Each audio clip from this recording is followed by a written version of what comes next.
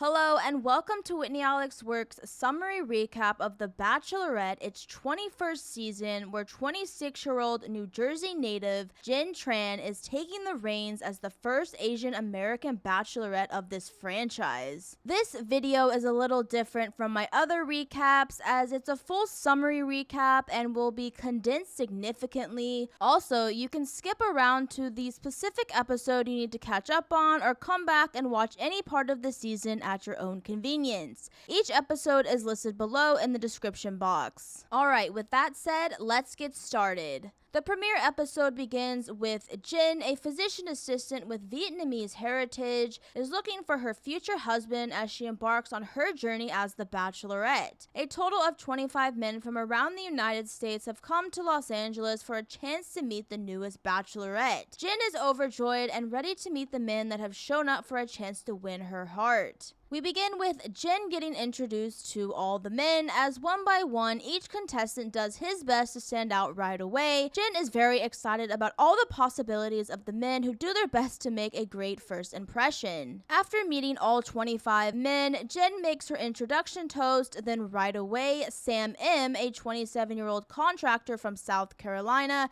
takes her away to have the first conversation of the night. There is chemistry between these two, but Jenn doesn't want to kiss anyone just yet. Jenn connects with a variety of contestants on the first night, as soon to liven up the night even more, the group plays a game of truth or dare to get to know each other better. We also have a fun moment where Jonathan, a creative director from Missouri, takes off his gauze wrapped around his face as a ploy to have Jenn get to know him for him first, but soon it's taken off and Jenn is impressed with Jonathan physically. The night continues, but when host Jesse Palmer brings out the first impression rose, the men know the competition is heating up fast. Beef is already brewing between Jeremy, who brought a Corvette to impress Jenn, but then Brian from New York, who conveniently has Jeremy's keys, stands off with him and has Jeremy fuming about being kicked out of his own vehicle. After our first sign of drama, Jenn makes early connections with Devin, a freight company owner from Texas, and also Grant, a day trader from New Jersey, who makes a great connection with Jenn,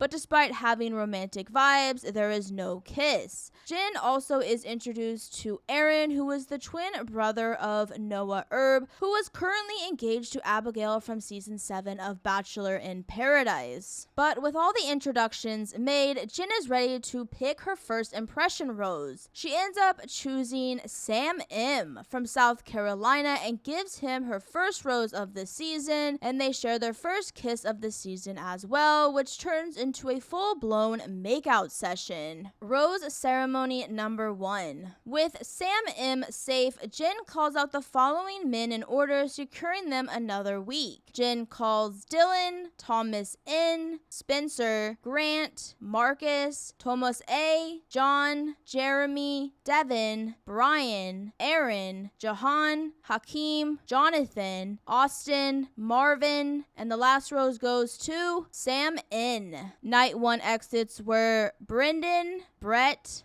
Dakota, Kevin, Matt, Mose, and Ricky. 18 men remain. Episode 2 begins with the 18 remaining men heading to Melbourne, Australia for week 2. This isn't the normal procedure with traveling so early in the show, but Jenn is ready to continue her journey, and it begins with the first group date of the season. 8 men are invited to a fun day exploring the Queen Victoria Market, where they sample local foods and enjoy the atmosphere of the city. But already, drama creeps in as Devin, who Jenn says looks like Pete Davidson, takes Jenn away to have some alone time eating ice cream, while the other men are stewing over Devin's bold move on the first group date.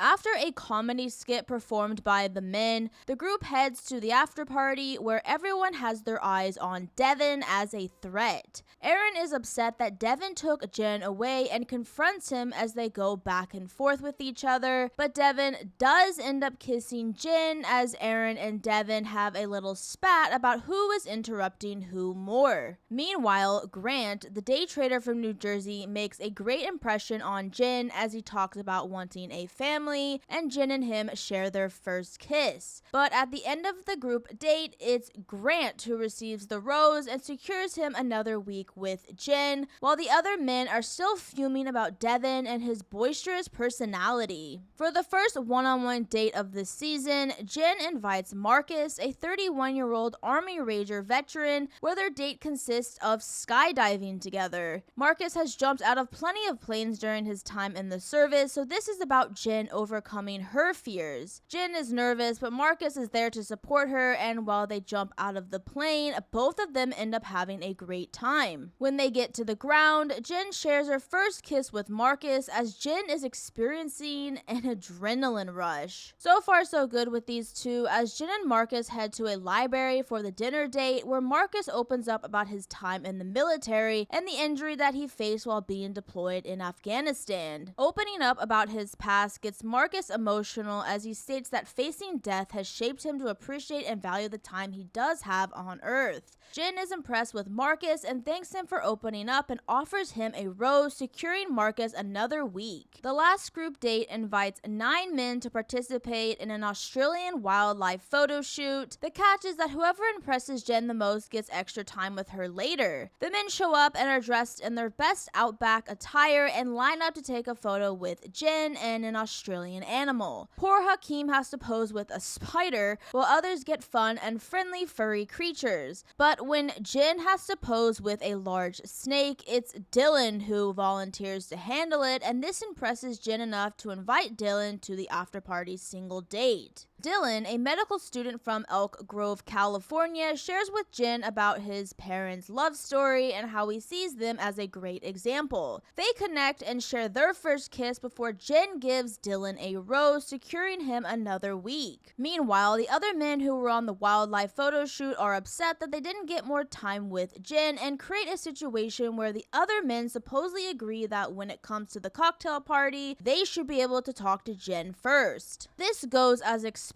as Devin takes Jen away first when the cocktail party begins and pisses everyone off, but it's Thomas N who takes it upon himself to confront Devin about his behavior. Thomas N and Devin argue about what was agreed upon, but Devin isn't there for friends, he is there for Jen, and Jen is upset but just ends up being confused about the drama brewing already. But while Devin and Thomas N take their beef outside, Jen makes a deeper connection with her first impression rose receiver Sam M, and then they make out again. Jen also shares her first kiss with Jonathan as well as Spencer. Rose ceremony number 2. With Grant, Marcus, and Dylan safe, Jen calls out the following men in order to secure them another week. She first calls Austin, then Hakeem, Spencer, Jeremy, Jonathan, John, Thomas A, Sam M, Devin, Sam N, Aaron, and the last rose goes to Thomas N, which means Brian, Jahan, and Marvin are heading home. 15 men remain.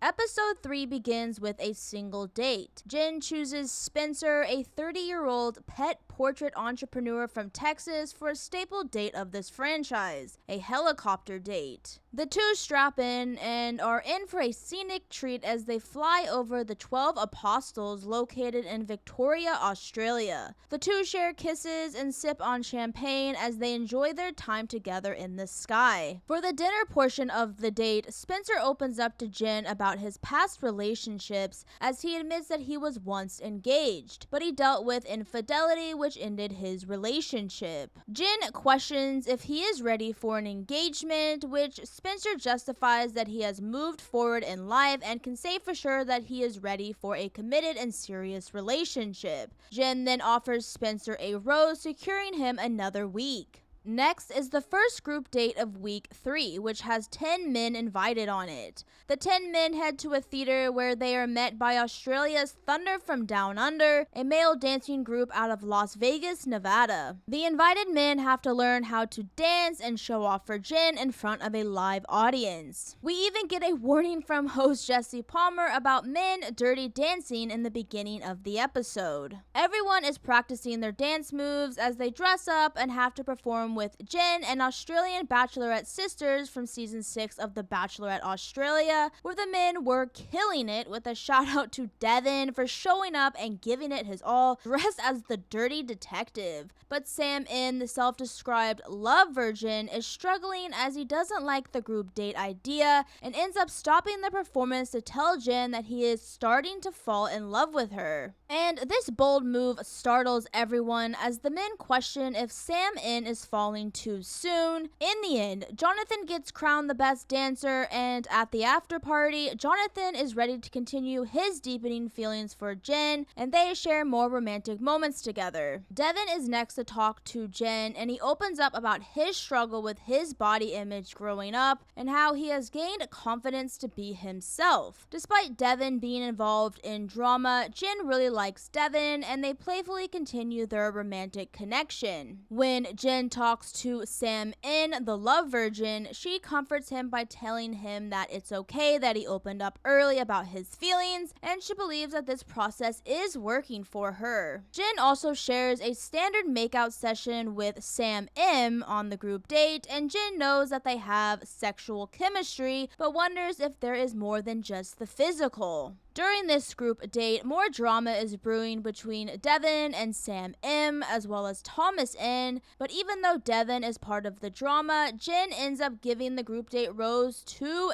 Devin, securing him another week and the envy of more men. Before the next group date, there was a storyline happening with Aaron and him possibly leaving the show because he has fighter pilot training coming up and he has to make a decision if he is going or not. This conflict bleeds into the 4-1 group date where Hakeem, Jeremy, Aaron, and Austin get to car race for more time with Jenn. Jeremy, a 29-year-old real estate investor from Connecticut, does something fun. During the race to win more time with Jenn, he stops the car and they start making out, knowing he is going to lose the race, but he says he won in other ways. Austin ends up winning the race, and Jenn and Austin share their first kiss, and with a smaller group date, the men and Jenn are able to connect and have deeper conversations. Jenn has a deep conversation with Jeremy about past toxic relationships, and at the end of the group date, Jenn gives the rose to Jeremy, securing him another week.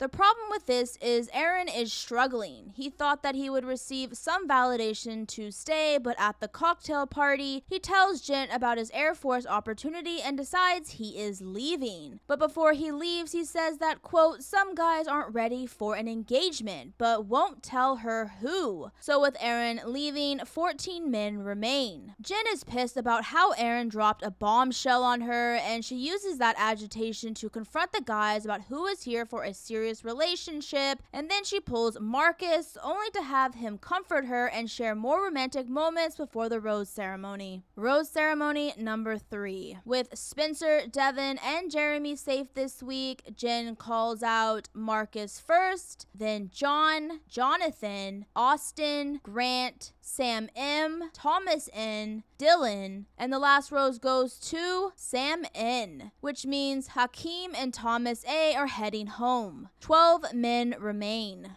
Episode 4 begins with the 12 remaining men heading to a new location for a new week, and the group lands in Auckland, New Zealand to continue the journey of finding love. There will be 2 single dates and 1 group date this week, and the first single date goes to Sam M from South Carolina. Sam M got the first impression rose and has succeeded in capturing Jenn's attention since the beginning of the show. But this single date exposes that these two have a challenging road ahead when it comes to their emotional connection. Jenn invites Sam M to Auckland's Sky Tower, and Jenn is worried about having to jump off the tower as a recreation activity. While Jenn is worried about heights, Sam pushes Jenn to do it for the memories, neglecting to realize that Jenn wanted to be comforted. But Sam struggles to comfort her and tells her that this is a great opportunity, and 50 years from now she would regret not jumping off the Sky Tower. Jenn is legit upset, and she is conflicted about how Sam isn't really worried about her fears, but eventually, and I mean eventually, Sam reads the situation and then comforts Jenn. But after Sam finally finally shows some emotional support, Jenn realizes she can do this, and the two jump off the sky tower and end up having a great time. Later in the evening, Jenn and Sam reflect on the range of emotions during the daytime portion of their date. Jenn soon challenges Sam on what type of relationship he wants in life, and Sam opens up about his past relationship, admitting that he was engaged before, and like Spencer last episode, Sam too dealt with infidelity, which ended his engagement. Jenn is moved that Sam has opened up to her and admits in her confessional that she is falling for Sam. Jenn then gives Sam M a rose, securing him another week. The next date is the group date of the week. 10 men are invited on it, where they participate in a game very popular in New Zealand, which is rugby. The group of men begin rugby training, as another standard date in this franchise is a sports-themed competition. Sam N, the self-described love virgin, is on a rampage. He is determined to get Jen's attention and to even share a kiss. But romance will have to wait, as the men are separated into two teams, orange and blue, and they duke it out for the win. The blue team ends up winning, but it seems both teams are invited to the after party. Sam N is losing it. He is flaunting that the blue team won, and everyone is upset that Sam N is acting up about winning the rugby game. Sam N even pulls Jenn first, but doesn't get that kiss he so desired. Meanwhile, Jenn makes deeper connections with Jonathan as they play lacrosse together, citing that both of them played that sport, and they end up sharing a kiss. Jenn also makes a deeper connection with Grant as well as Marcus, but again, Sam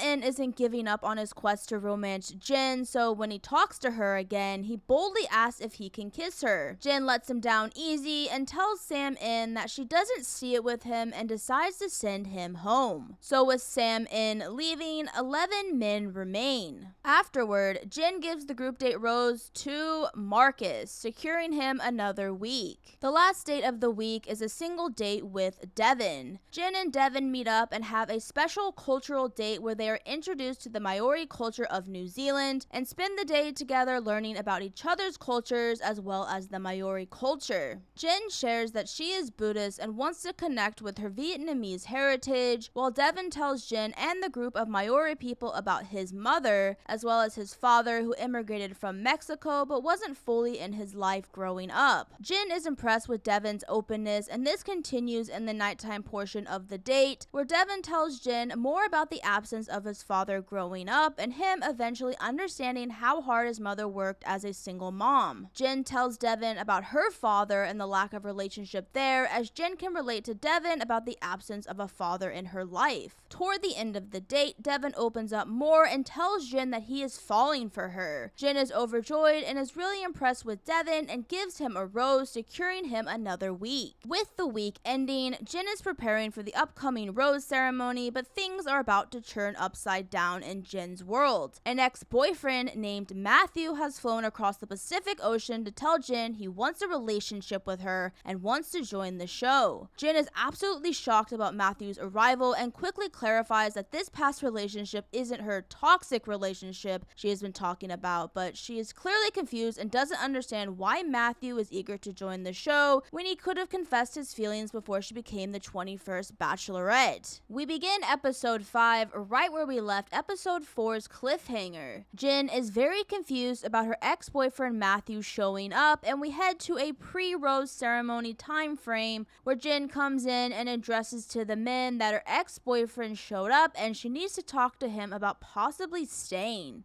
The men are freaking out, of course, with some declaring that they would leave if Jenn invited Matthew on the show. Jenn goes and talks to Matthew about her decision, and plot twist, Matthew comes into the room and addresses the men, saying that he will not be joining the show because Jenn says she doesn't see a future with him. So the verdict is Matthew leaves, Jenn shows up and announces that there is still an upcoming rose ceremony. Rose ceremony number 4. With Sam M, Marcus, and Devin safe, Jenn calls out Grant first, then Jeremy, Jonathan, Spencer, Dylan, and the last rose goes to Austin, which means John and Thomas N are heading home. 9 men remain. Another week truly begins with Jenn inviting Jonathan, a 27-year-old creative director, on a single date. Jonathan is excited to spend the day with Jenn and gets a helicopter date, the second of the season, where Jenn and Jonathan head to a winery and enjoy the date together, being goofy and growing their feelings for each other. The nighttime portion reveals Jonathan's past relationship, with him citing that he was in a toxic situation, and Jenn says that she can relate. With Jonathan opening up, Jenn is impressed and offers Jonathan a rose. Then they get drenched in rain and make out like they are in a scene from a rom-com movie.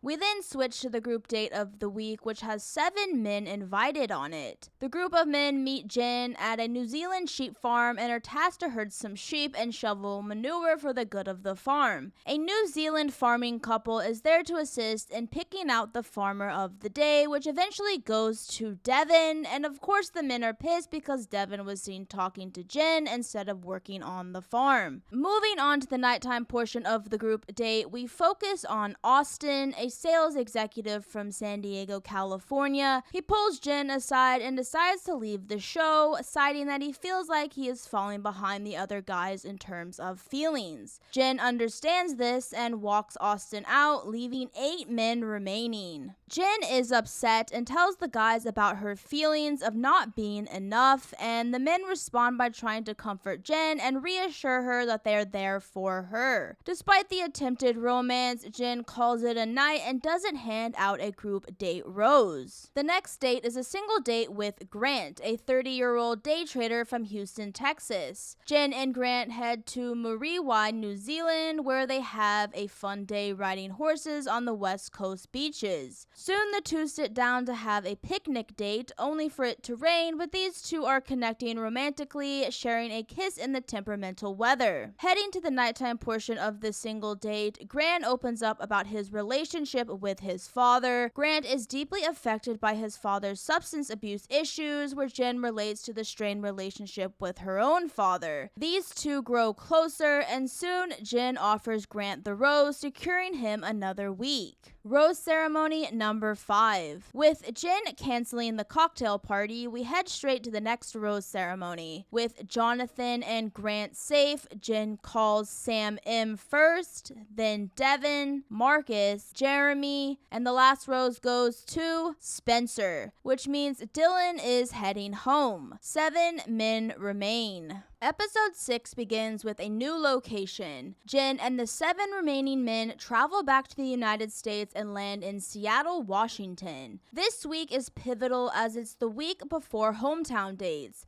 which means at the end of the week, only 4 men can stay. The first date is a single date. Jenn invites Marcus on their second single date together. They are treated to a Wicked movie-themed promotional date where Jenn and Marcus go down a yellow brick road and are greeted by Bachelor alumni, first Kelsey and Daisy, as well as Charity, Bachelorette number 20, as well as Trista, the first American Bachelorette. Charity leaves Jenn and Marcus to pop balloons to get to know each other better. Jenn and Marcus both receive family messages as a reminder that hometowns are around the corner. Marcus is a heavy frontrunner for Jenn, as during the nighttime portion, Marcus opens up even further about how he and his sister Gabriella were abandoned by their parents at a young age, as both ended up in foster care. Marcus is emotional about his childhood, and Jenn is even more impressed with Marcus, grabbing the rose and offering him the first hometown rose. Next is a group date with 5 men invited. The group of men meet Jenn at a local radio station and are greeted by the host, as well as Jason and Molly Mesnick from The Bachelor in 2009.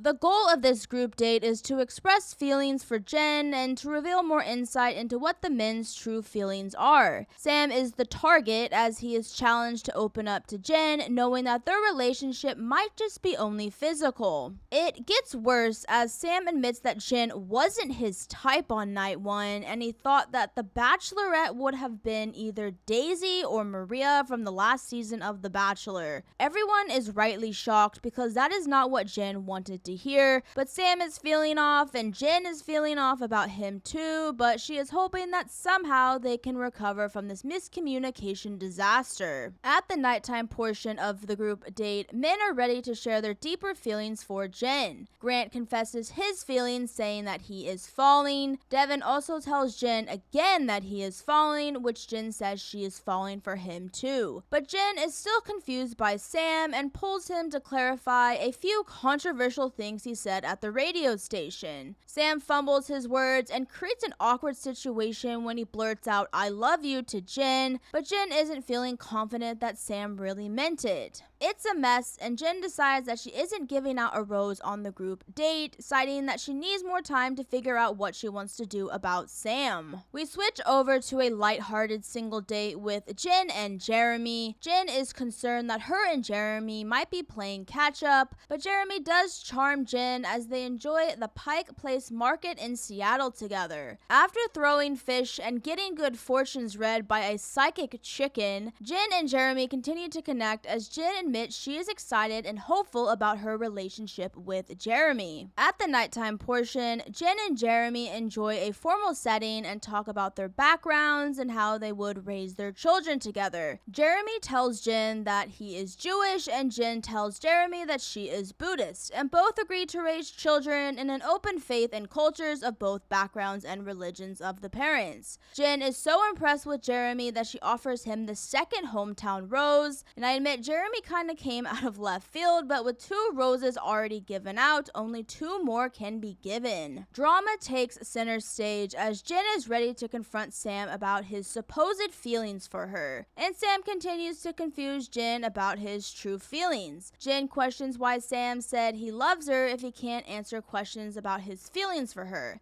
It's a mess again, and it seems that Jenn wanted Sam more than Sam was willing to commit to Jenn fully. But Jenn has had enough of Sam's non-answer answers, knowing that the other men have been more open and honest about their feelings for her. And just like that, Jenn sends her first impression rose receiver Sam M home, leaving 6 men remaining. Rose ceremony number 6. With Marcus and Jeremy secured for hometowns, Jenn calls Devin's name first, and the last rose goes to Jonathan, which means Spencer and Grant are heading home. 4 men remain. Episode 7 is the infamous hometown dates, where Jenn meets all of her remaining men's family and friends in order to see how well they would work in the real world. First hometown date goes to Devin from Houston, Texas. Jenn heads to Houston and meets up with Devin as he invites her to go on a run with his run club. They have a great time and share a romantic kiss while Devin's running friends pass them by, cheering for their love to blossom.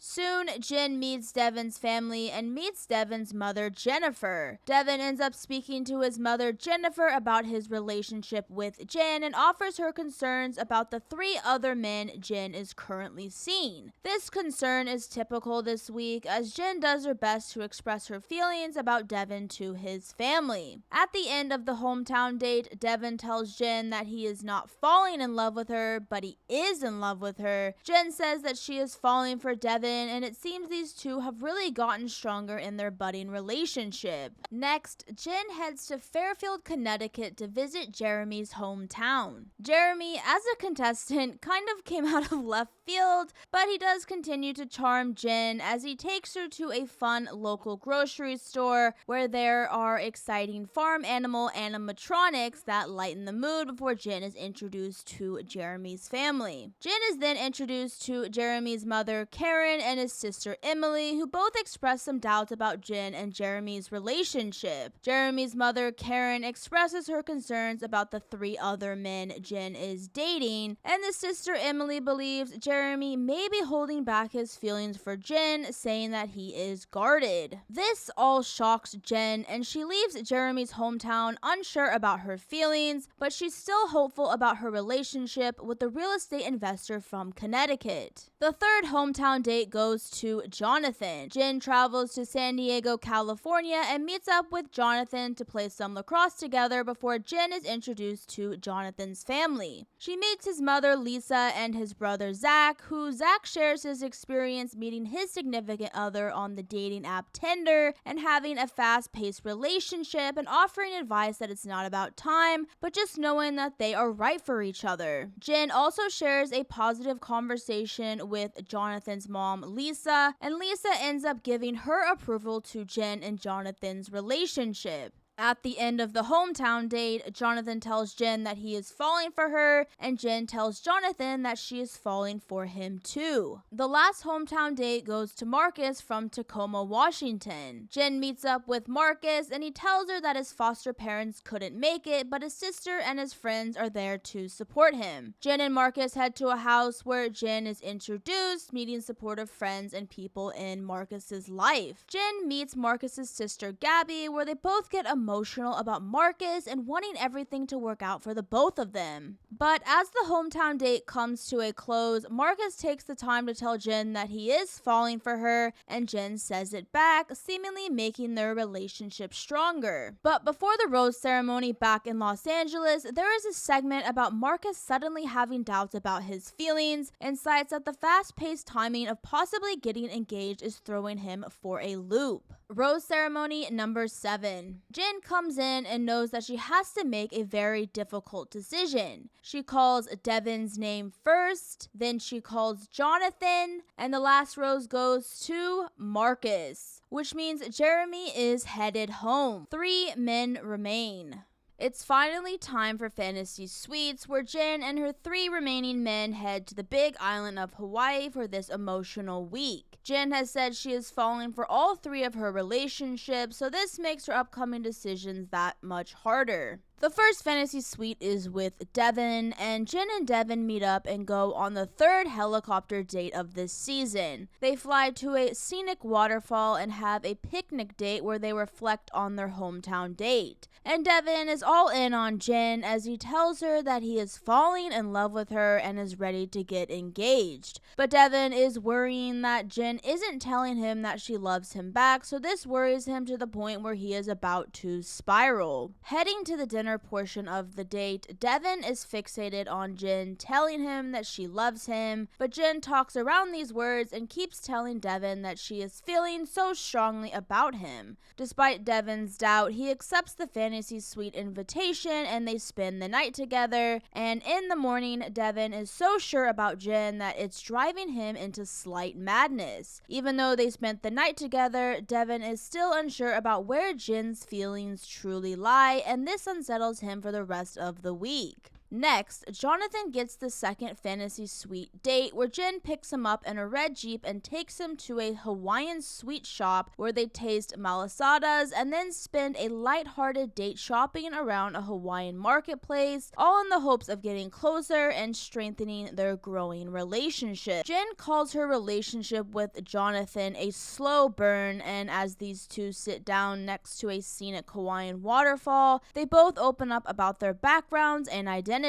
Jenn expresses how she wants to honor her Vietnamese heritage, and Jonathan shares that he is half Caucasian and half black, and both want to lean into their identities and continue to grow as people. Jenn then invites Jonathan to overnights, and he accepts. These two have grown in their relationship, but the concern is whether or not the slow burn is going to make it in this high-paced journey to find love. The last fantasy suite goes to Marcus, and Marcus has told the cameras that his feelings are behind, but Jenn has told the cameras that she is full-blown in love with Marcus. This, of course, is going to be a problem coming up, but for now, Jenn and Marcus meet up and go on a boat ride where they kiss and wait until the sun sets to swim with manta rays at night. After this fun date, the two of them head to the nighttime portion where they sit down, and Jenn is set on telling Marcus that she is in love with him. But Marcus speaks up first and essentially expresses his doubts about his feelings and where he stands, saying that he is not feeling love at this point, and it seems like Marcus is gearing up to leave the show. But not so fast, because Jenn, despite hearing all of this, says that she needs to tell him something even if he leaves, and that is that she is in love with him. This revelation shocks Marcus, and I believe immediately changes his outlook on this relationship. He then says that even though he is not in love with Jenn, he is going to try. Well, after all this emotional turmoil, Jenn invites Marcus to a fantasy suite date, and they spend the night together, where Marcus and Jenn's feelings continue to grow. Meanwhile, Devin is still upset about Jenn's lack of communication about her feelings, and he decides to confront her about it. He then heads over to her room and knocks on the door. Jenn invites him in, and Devin expresses his concerns about Jenn's feelings,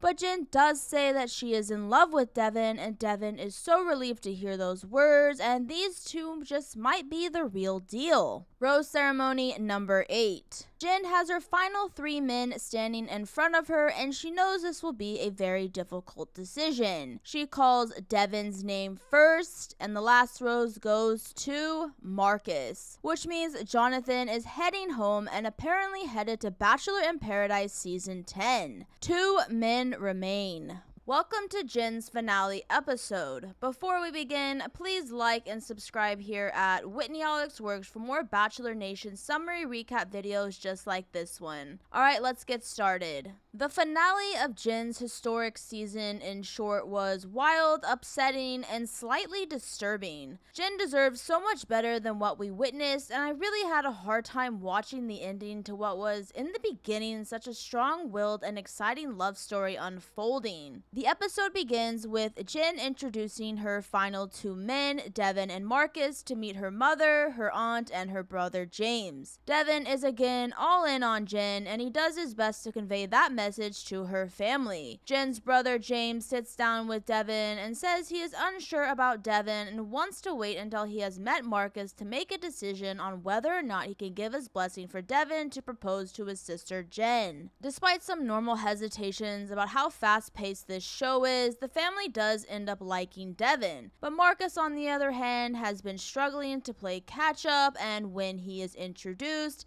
it's very obvious that Marcus has one foot out the door. This is backed up when Marcus admits to Jenn's family that he is trying to get to that love stage in their relationship, but he is struggling to get there. With Marcus's doubts taking center stage, Jenn's family expresses their concerns about Marcus's uncertainties, which makes Jenn begin to fully question her relationship with Marcus. Jenn is unsure of Marcus after he meets her family and knows that their romantic relationship is dwindling down. Meanwhile, Jenn goes on her last date with Devin. They have a spiritual date, which is on cue with these two, and at the end, Devin gifts Jenn a necklace from their spiritual date back in New Zealand. Jenn is touched, and she knows her feelings for Devin have grown significantly. The only issue is that Marcus is still here, and she needs answers about Marcus and where their relationship can truly go. So, Jenn is ready to get her answers. She heads over to Marcus's room the next day, and instead of a final date, she confronts him about whether or not he can go the distance with her, considering proposal day is the next day. What occurs when Jenn confronts Marcus is one of the longest breakup scenes, where despite Marcus finally saying "I love you" to Jenn, Jenn believes it's too little too late. Marcus doesn't want to give up, but he can't get to the same level Jenn needs him to be at before proposal day. And with these two going back and forth about their ending, finally these two call it off, which means Jenn and Marcus are breaking up. With Marcus heading home after an emotional journey, 1 man remains. Things go down a dark spiral of chaos because we switch to the live studio audience, where Jenn is present, dressed in black, and has razor-sharp red nails, and describes a disturbing tale of betrayal and infidelity with her final pick, Devin. Jenn made history being the first Asian American bachelorette, and also made history being the first bachelorette to propose to her final pick. Devin ended up proposing too, but the tale Jenn describes sends Devin to a dark pit of villainous contestants. Jenn says that after filming ended, Devin allegedly strayed and was out partying and clubbing, ghosting Jenn, and eventually he broke off the engagement over the phone. Devin comes out to booze, and if looks could kill, Jenn is so upset at Devin because he ghosted her and broke up their engagement over the phone, and Jenn calls him out for following Maria from Joey's season on Instagram after the breakup. Just pure chaos and disrespect on Devin's behalf, and it gets worse when producers make Jenn, who was uncontrollably sobbing, watch her proposal to Devin with him sitting right next to her. It was disturbing to watch, and it's not about karma, it's about justice for Jenn and her historic season taking a sudden turn and becoming the ultimate dumpster fire. So odds are this season will be buried under countless other seasons that ended horribly. Thank you for watching Whitney Alex Works recap of The Bachelorette Season 21. A historic but disappointing season, but of course the cycle of Bachelor Nation shows continues, with the first ever season of The Golden Bachelorette premiering Wednesday, September 18th, starring 61-year-old Joan Vassos, a private school administrator from Maryland, where we all hope she gets her happy ending after what we just witnessed with Jenn.